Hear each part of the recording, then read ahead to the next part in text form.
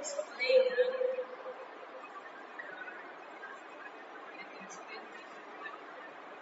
say if you protect Dhamma will protect you. So when they explain the meaning, if you protect the Dhamma will protect you. The Dhamma doesn't need your protection. You have to practice the Dhamma. If you practice the Dhamma, and if you, maybe you say protect the Dhamma in the sense that you prolong the Dhamma by printing books, printing CD. So, in that way, maybe you can say you protect the Dhamma. But actually what's important is you practice. If you practice the Dhamma will protect you. So in the same way, we take refuge in the Buddha, Dhamma and Sangha. When you say you take refuge in the Buddha, that means you should listen to the Buddha's words, The Buddha is our teacher. Unfortunately, nowadays, the Buddha asks us what? To Buddhang Saranang Gacchami. Take refuge in the Buddha. But nowadays, a lot of people, they either Sayadaw Saranang Gacchami or Achan Saranang Gacchami or Sifu Saranang Gacchami. Not the Buddha. So the Buddha gave a warning that in the future, his disciples will not want to listen to his words.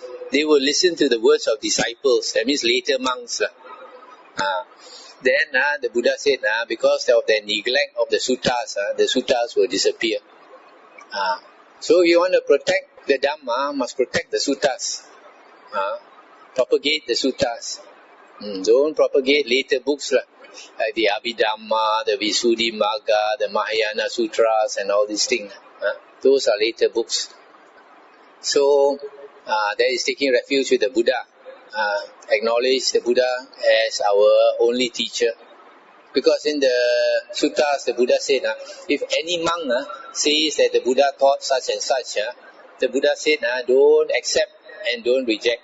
Must compare with the early suttas. If it follows the early suttas, then you can take it to be the words of the Buddha. If not, it is not the Buddha's words. It is not the Buddha's teachings. So taking refuge in the Dhamma means taking refuge in the original Dhamma. And taking refuge with the Sangha means supporting the Sangha. If we support the Sangha, the blessings is very great. There are some people, they are greedy for blessings. They want to support famous monks, Oh, such and such is a famous monk. And then sometimes they say, oh, such and such a monk is an Arahant. Nowadays, it's very hard to find Arahant in the world, but they believe certain monks are Arahants. The Buddha says, if you support a certain monk with the hope that you will get a lot of blessings, that is a selfish thought.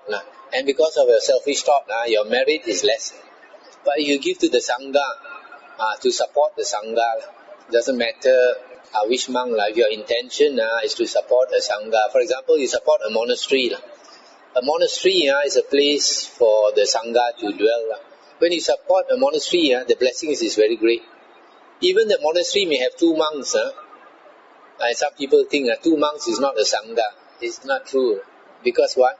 Even if you give to these 2 monks, actually you are supporting not only these 2 monks, you are supporting all the monks that will come later, because the Sangha means the present monks and as future monks that will reside in that monastery up to eternity. So if the monastery lasts for 200 years, they are supporting all the 200 years monks inside there.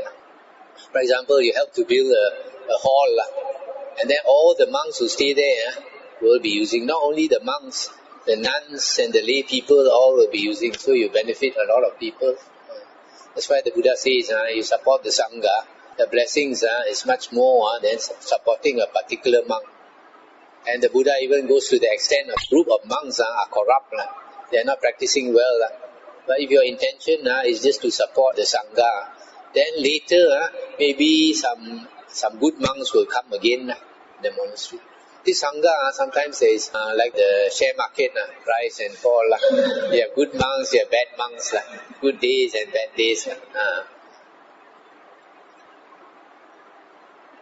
Okay. And I will ask the question that Buddha has asked Ali to practice 8 precepts every 7 days. Once a week. How does apply to lay people together? Now, this is very difficult in the household, but this is If you can, once a week, you choose a day that is convenient to you, and then you come to a Buddhist center. not in the house. If you can do it in the house, it's fine. But you say it's difficult. Because the TV, the distractions, everywhere is there. At night you don't want to eat, everybody is eating. So you see, if it's practical at home, then you do it at home. If it's not practical, you find a place. Where do you stay? In Puchong. Huh? Puchong. Puchong, there are some Buddhist centers there. It precepts is you not sleep high bed between. What's the sleeping? Oh, this one, during the Buddha's time, if your bed is high, it's considered luxurious.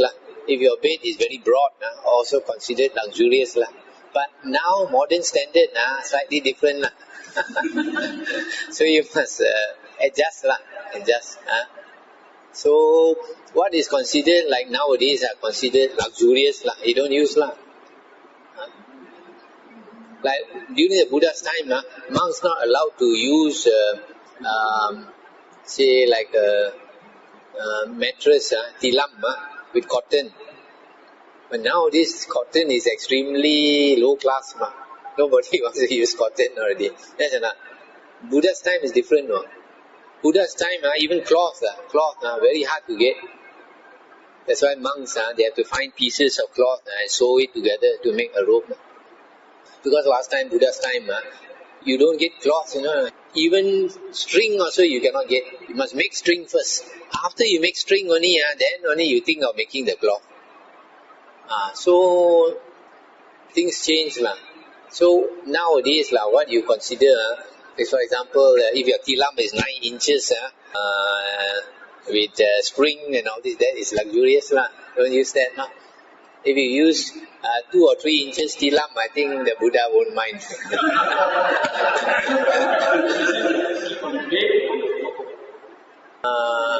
Bed also can, but not the springy bed.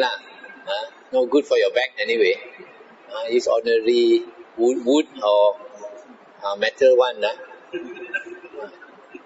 So the other precept, no dancing, perfume, this is luxury life.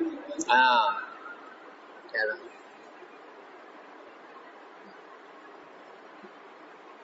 Just once a week only, not every day. Boleh tahan. This is 8 in the morning.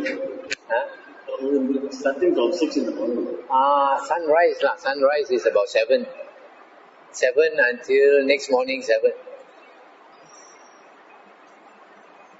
Then for ladies, moisturizers and all those, is it? That's up to the person, Up to the person. Sometimes this thing cannot be too fussy. Like some monks, they say soap, if you've got perfume also cannot use. I think that is too much. Nowadays, where got soap, no perfume?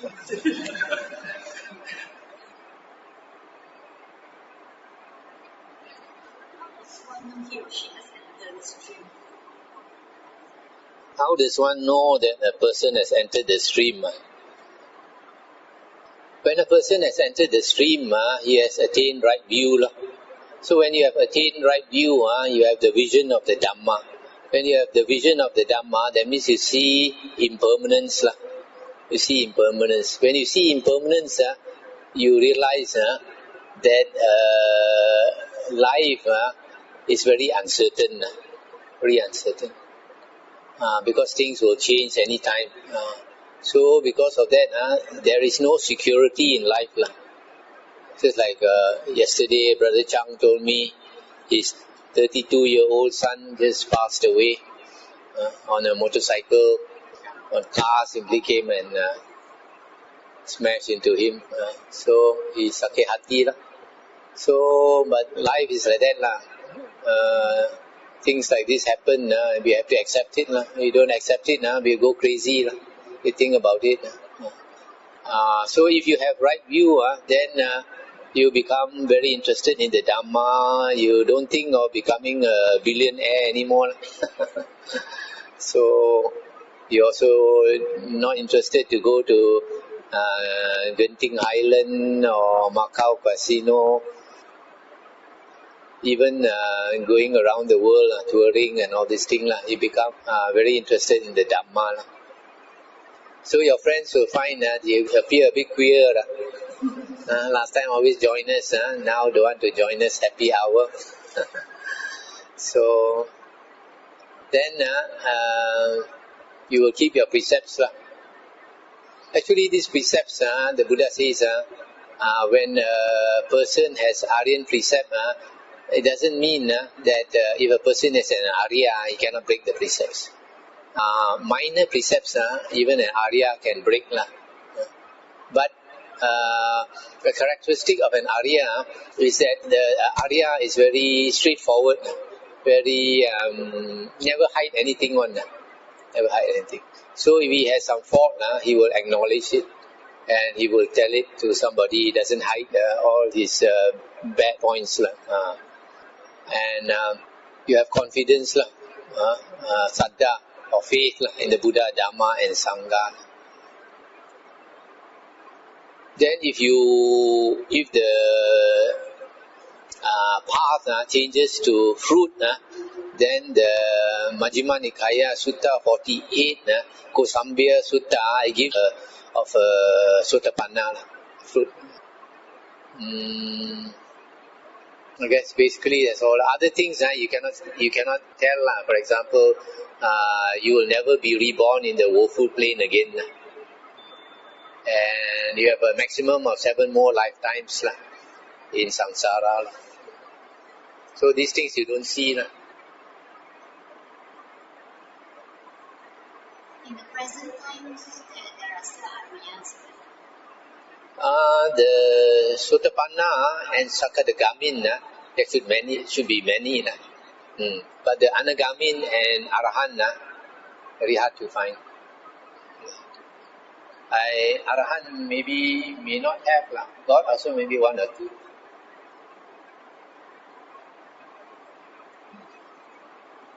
Why is it difficult? Because to attain Anagamin and Arahan, 3rd and 4th fruit, you must have 4 jhanas. And 4 jhanas are very hard to get. To attain 4 jhanas, you have to live alone, and you don't talk to people, and you meditate all the time. Because when a person attains the 4 jhanas, he goes into such a deep state that the breath also stops. And when a person comes out of the 4 jhanas, everything, the sutta says, everything becomes very clear to him.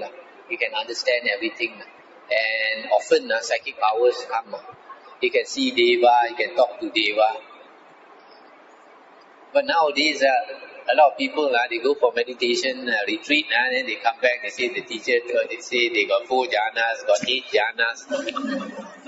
A bit hard to believe. Person might attain Sotapanna. Person might already achieve or attain Sotapanna. There's someone more life in this world. After that, we go to Sakadagami, still go to Padana. After that, if a person is an Arahan, okay, we start with Sotapanna. If a person is a Sotapanna, then maximum is 7 more lifetimes. After 7 more lifetimes, after the 7th lifetime, he will enter Nibbana. Not to say second stage of sin. No. Enter Nibbana. So sometimes the Sotapanna doesn't go through 7 lifetimes. If he makes effort, it might be 2 or 3 lifetimes he enter Nibbana. And then for the Sakadagami, second fruit, It's called a once returner. Normally after he attains Sakadagami, he's reborn in heaven. And then after that he comes back last time as a human being. He will enter Nibbana. Just like our Sakyamuni Buddha. Sakyamuni Buddha, I believe, was a Sakadagami. So he comes back as Siddhartha Gautama. He has such a good life. His family is rich. He got a beautiful wife, got a son just born. Parents are so rich and loving. In front of them, he cut off his hair, renounced. His parents pleaded with him, cried, tried to ask him not to go forth. But he has to go forth because his time is ripe. Just like the durian, ripe durian must drop. So in front of them, he walked out. Then he struggled until he became enlightened. So all Sakadagamins are like that. And then Anagamin is different. Anagamin, after they pass away, either they are reborn in the Suddhavasa heavens, there's a fourth jhana heaven, or they are born in the Arupa heavens. And from there, they enter Nibbana. Anagamin has practically finished their work, waiting for time only. Waiting for time. The Buddha gives a simile of a chip of iron. A blacksmith is hammering a red hot iron, hammering, and a small piece fly off, and then after that it slowly cool down. This period of cooling down is a period when the Anagamin is in heaven. Then he will cool down and enter Nibbana. It doesn't attain Arahanthood. Just automatically you will enter Nibbana. And the Arahant has finished his work completely. So when he dies, the mind will stop flowing. Enlightenment or liberation means destruction of the asavas. Asava is the tendency of the mind to flow, The tendency is very strong. When you are not doing anything, you will start thinking. That is daydreaming. That is the mind flowing. Then at night, you want to sleep. You go to sleep. As soon as you fall asleep, you start dreaming again. That is the nature of the mind, tendency of the mind to flow. This is the tendency of consciousness to flow. So consciousness, when consciousness flows, it creates the world. So for a person who has attained liberation, enlightenment, the tendency of the mind to flow is stopped. The mind has become so strong, has got so good control of the mind, that the mind stops flowing. So because the mind has stopped flowing, so when he dies, the mind does not flow anymore. So he enters Nibbana. Nibbana is a state where the sixth consciousness stops, but there is another consciousness. That consciousness has no self. It is boundless, and it is luminous. The other day one monk asked me, he doesn't believe in this, so he said, is it eternal? He thought if I say it's eternal, then it got an atta already.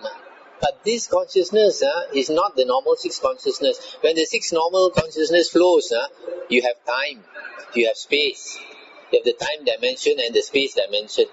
And then you talk about eternity. But this one, there is no object, in the Kevada Sutta, in the Digha Nikaya, the Buddha says, it is a type of consciousness without any object, where there is no small, there is no big, no large, no long, no short, and all these things.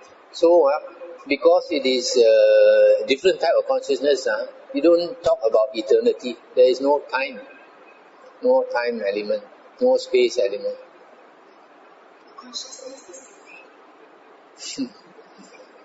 The consciousness has been there all the time. You mentioned that after you achieved enlightenment, yeah. the next few days, there were many Buddhas and their medical arahants who came and make contact. That one is hard to believe, because the Buddha says when Arahant enters Nibbana, nobody can see him again. He has got out of the dream already. The dream of life is the sixth consciousness. He won't come back. It's just like when you wake up in the morning, Then when you think last night I had a dream, you don't ask what happened to that you in the dream last night. Where did it go? There's no, it's not real, it's only a dream.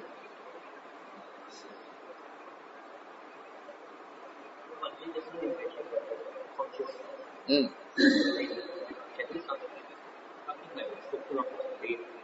Of course. Yeah.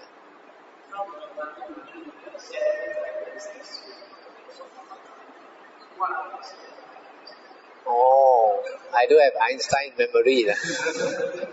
I don't remember everything, but one of them is like if he does anything wrong, he won't hide. He will tell all his fellow monks and all that. Another one is if he can be very busy for the Sangha, building the monastery or giving Dhamma talks and all that, but still he will have this interest to cultivate himself. Whenever he has time, he will want to meditate, want to study the suttas.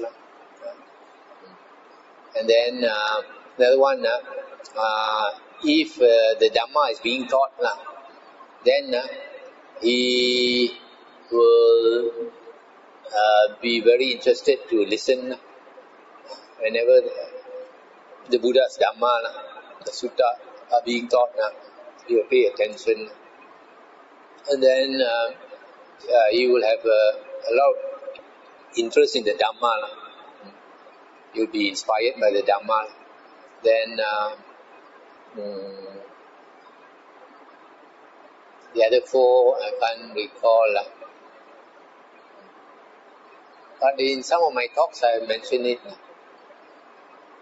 There's the latest CD, MP3 is the Hokkien plus Mandarin talks. Inside there's one talk, how to become a Sotapanna. As mentioned. You have it? Where is inside? You have the one Chong brought to you, 1000 MP3, the Hokkien plus Mandarin, green cover one. Didn't notice it. Anybody got the MP3 here? This morning you got some CDs, have a look at it. Oh, you look for one with the Hokkien and Mandarin. Or you bring it, distribute. Or you bring most of it here, see anybody wants.